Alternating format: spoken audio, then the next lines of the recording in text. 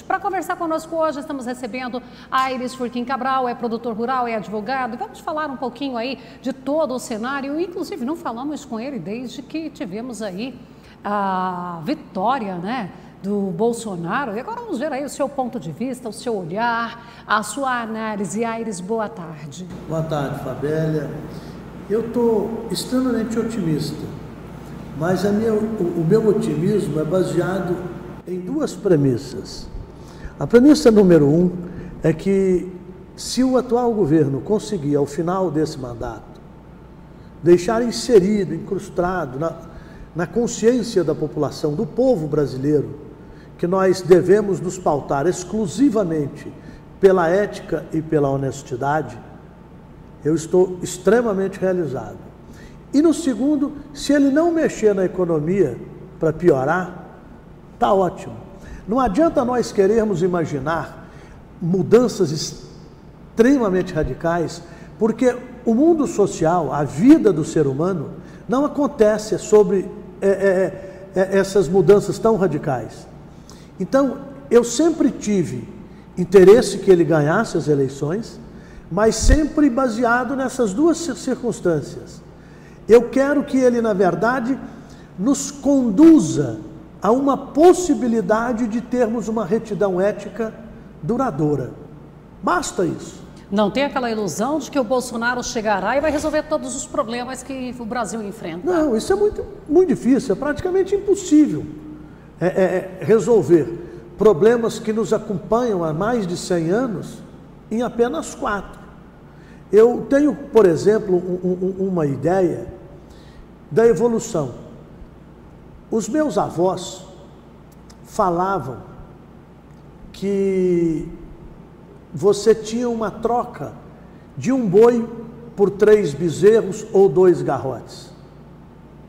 Essa era a forma de remunerar pensada há 20, 25 anos atrás. Se você fizer essa conta, ela não fecha hoje.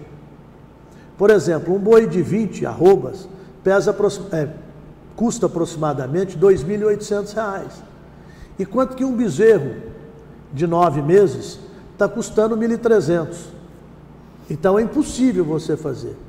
Então, isso é uma das razões que me leva a acreditar que as mudanças ocorrem, e elas ocorrem permanentemente, mas ao longo do tempo. As chamadas revoluções, elas mudam o ideário ideológico, mas não muda o caminhar de longo prazo da população, da humanidade. Por isso que eu espero que o Bolsonaro tenha como a sua grande obra fazer crer a população brasileira que nós só caminharemos para o lado bom se formos éticos e honestos. Dentro dessa análise aí, nós vimos uma campanha eleitoral, especialmente do Bolsonaro, completamente diferente. Onde as pessoas faziam naturalmente, espontaneamente, sem o interesse financeiro, pelo menos aquele interesse imediato. Vou te pagar para você vestir uma camiseta minha. Não, você ia lá e comprava uma camiseta e saía manifestando a sua posição. Então nós vimos essa diferença. E no dia da posse ganhou repercussão nacional aí, aquela atitude de pessoas limpando o lixo. Você acha que é por aí? Agora nós estamos falando aqui de uma coisinha muito pequena, mas é que a gente estava até agora, que nem isso a gente estava vendo acontecer. Tá, mas vamos... Tudo tem uma razão de ser. Alguém jogou o lixo. Não, eu sou mais otimista, não é alguém jogou o lixo.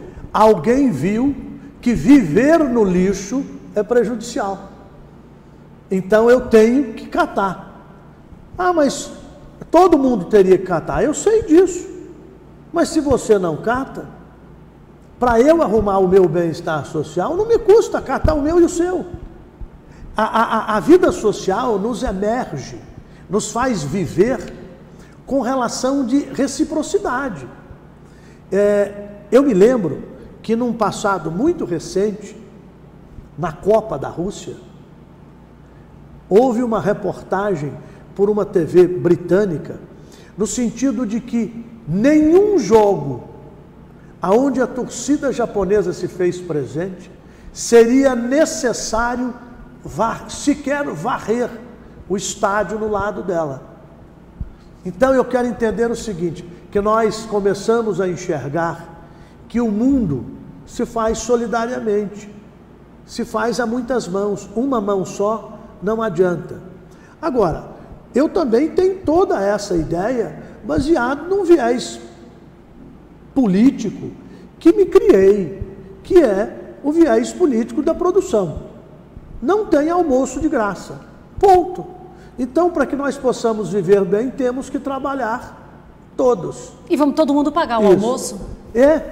Eu vou te dar um exemplo que ocorre hoje, extremamente prejudicial ao Brasil.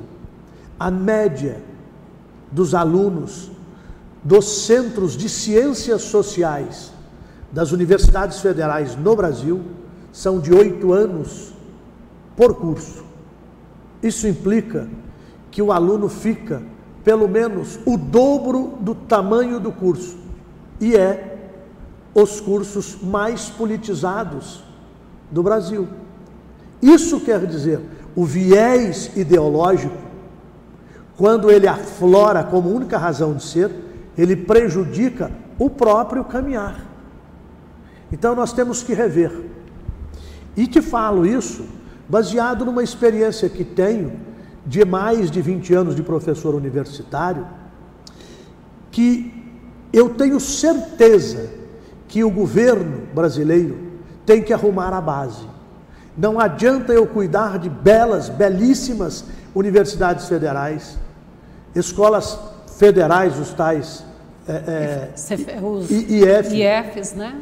Todos muito bem aparelhados e tudo, mas o componente humano chega despreparado ao terceiro grau.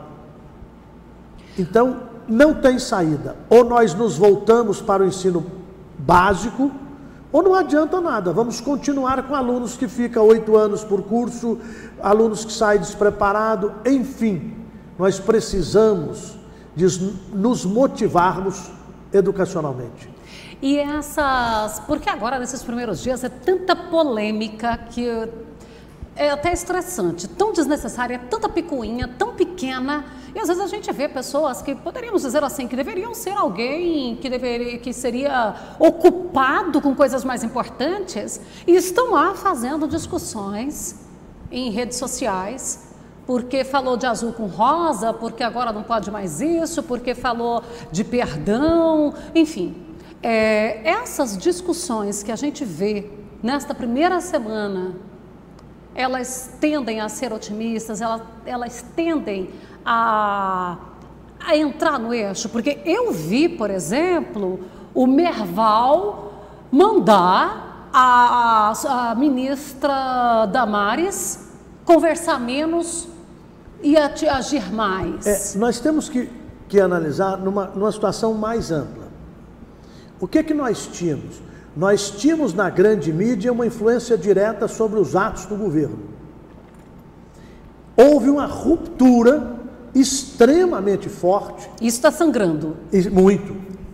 E agora, com a publicação daquela empresa que contrata grandes personalidades jornalísticas de uma só grande emissora, e com valores absurdos, de 370, 330. 250, 300 mil. Mas a gente tem normal. que lembrar o seguinte, isso é fonte de corrupção.